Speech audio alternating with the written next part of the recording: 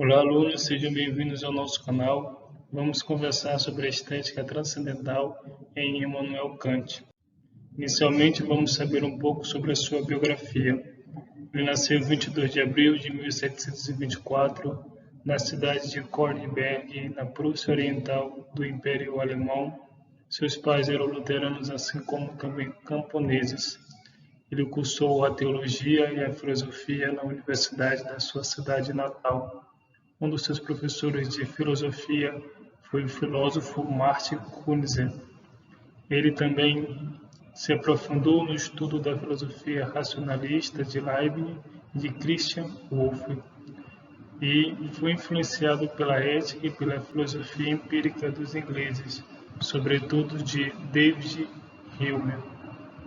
O filósofo alemão percebeu a necessidade de fazer sua própria filosofia, no qual é denominado como filosofia crítica ou idealismo transcendental. Assim, ele concedeu uma síntese e superação das duas grandes correntes da filosofia da época, que é o racionalismo, preponderância da razão como forma de conhecer a realidade, e o empirismo, que destaca a primazia à experiência. As suas principais obras é a Crítica da Razão Pura e a Crítica da Razão Prática. Ele morreu em sua cidade natal, no dia 12 de fevereiro de 1804. E o que é a estética transcendental? Para Immanuel Kant, a estética é a sensação, palavra derivada do grego, não que está relacionado à questão da arte, da beleza, do belo. O transcendental é o que indica tanto as estruturas ou as formas a priori que, inerentes ao sujeito, tornam possível qualquer experiência. E assim, o nosso conhecimento é dividido em dois: o conhecimento sensível e o conhecimento intelecto. O conhecimento sensível, ele se relaciona aos dados, e já ao intelecto, ele se relaciona aos pensamentos. Isto deriva o que de fato é a estética transcendental. É a doutrina que estuda as estruturas da sensibilidade, o modo como o qual o homem forma seu conhecimento sensível. Na filosofia de Immanuel Kant, em relação à estética transcendental, é preciso ter em mente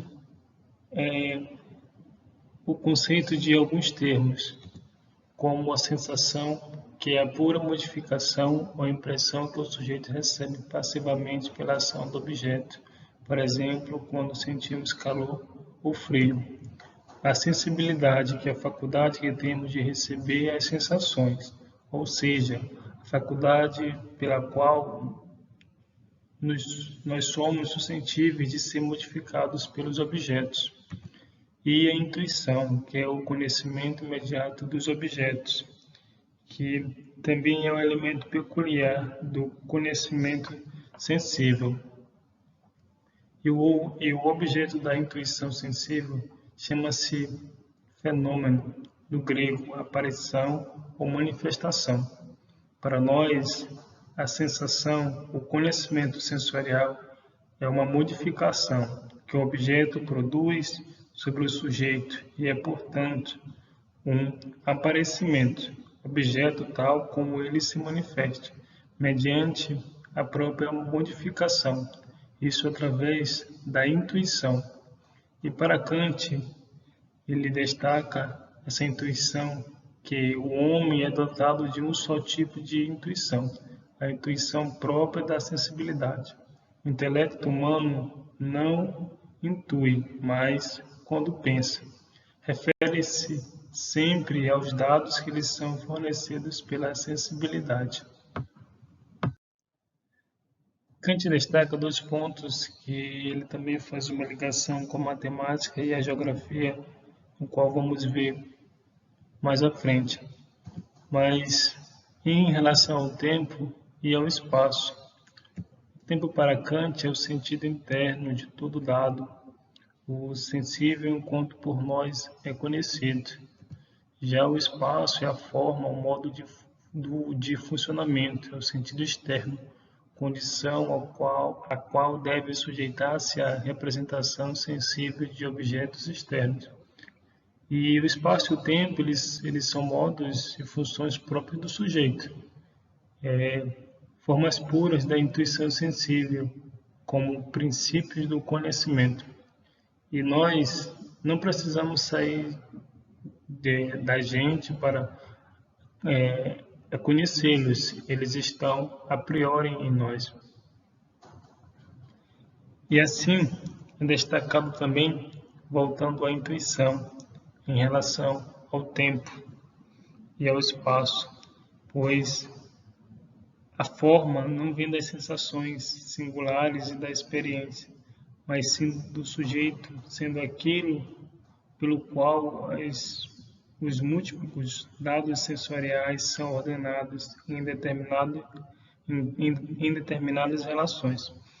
A forma é o modo de funcionamento, como a gente percebe em relação ao espaço, da nossa sensibilidade, o qual, no momento em que recebe os dados sensoriais, naturalmente os organiza. Existe a priori em nós, como destaquei anteriormente. E aqui também faz-se necessário destacar a intuição empírica, que é o conhecimento sensível, e a intuição pura, que é o tempo e o espaço, que ela prescinde das sensações concretas. O espaço, ele abarca todas as coisas que podem aparecer no exterior.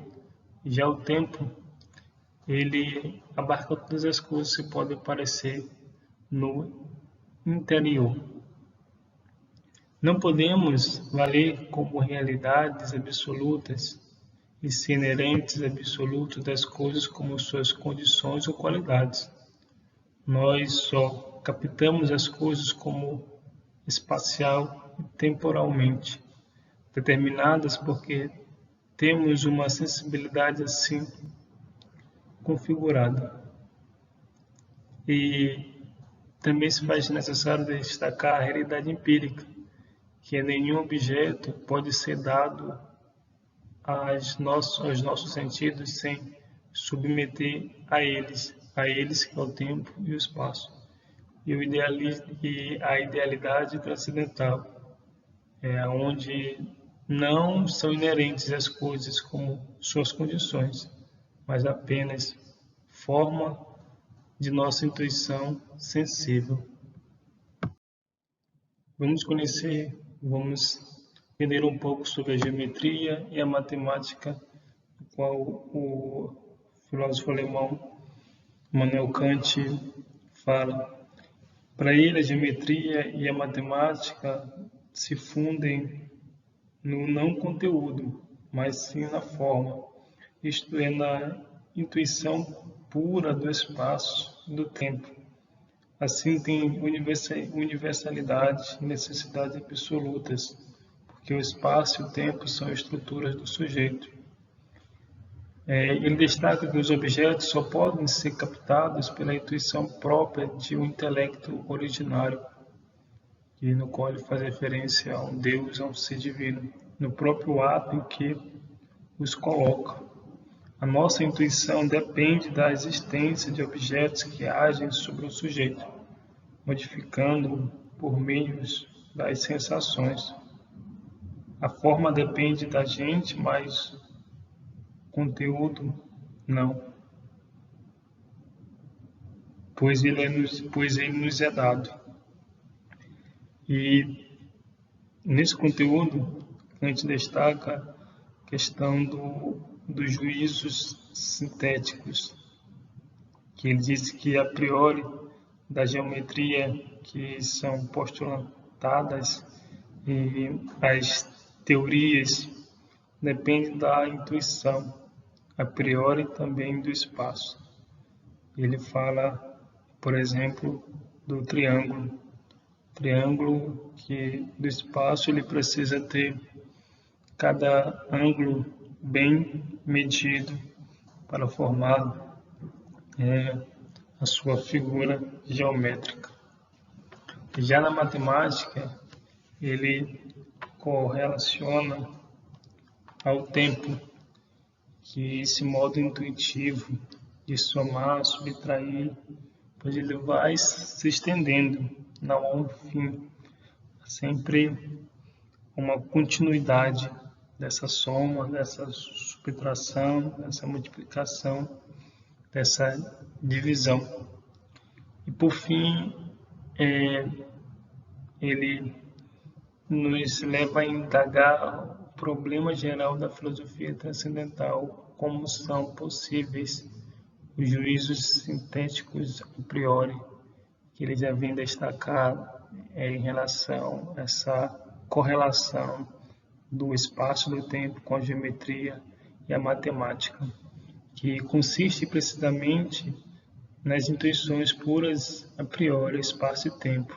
Realizamos juízos sintéticos a priori, buscando-os em nossas intuições. Isto, para Kant, os juízos não vão além dos objetos dos sentidos, podendo valer apenas para os objetos de uma experiência possível, mas não para os objetos em si.